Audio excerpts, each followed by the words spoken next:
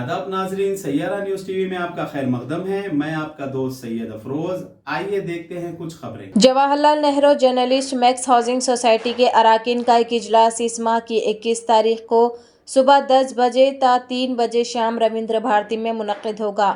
इस सोसाइटी के बानी रुकन पीवी रामना राव ने एक बयान में बताया, उन्होंने कहा कि वज़ीर इत्तलात महकमे रेवेन्यू पी श्रीनिवास रेड्डी और महकमे ज़राअत व ताउन के वज़ीर तमला नागेश्वर राव इस तकरीब में शिरकत करेंगे।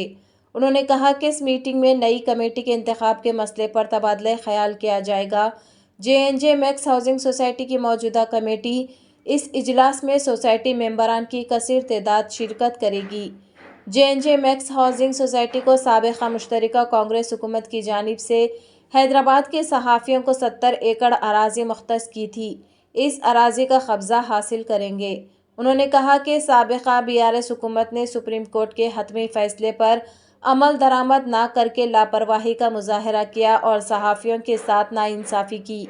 उस वक्त की अपोजिशन पार्टी कांग्रेस और इस वक्त के PCC के सदर और मौजूदा CM रेवंत रेड्डी साहब ने BRS हुकूमत के ख़िलाफ़ उनकी जद्दोजहद की मुकम्मल हिमायत करने का ऐलान किया था, जिसने सुप्रीम कोर्ट के फ़ैसले पर अमल आवारी करने का तयख़ुन दिया था। कांग्रेस के इंतखाबी मंशूर में कहा गया था कि हम ज़मीन के तवील अरसे से ज़ेरे इल्तवा मसले को हल करेंगे। शानदार जीत के साथ इख्तिदार में आने के बाद भी कांग्रेस हुकूमत ने हमारी अराज़ी का कब्ज़ा देने के लिए मुस्बित जवाब दिया।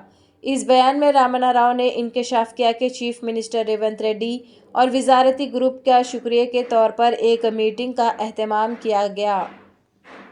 तो जैसा कि आपने देखा नाजरीन, क्या हो रहा है देश और दुनिया में। इसी तरह के लेटेस्ट न्यूज़ देखने के लिए हमारे चैनल को लाइक करिए, शेयर करिए, सब्सक्राइब करिए और हमें दीजिए इजाज़त।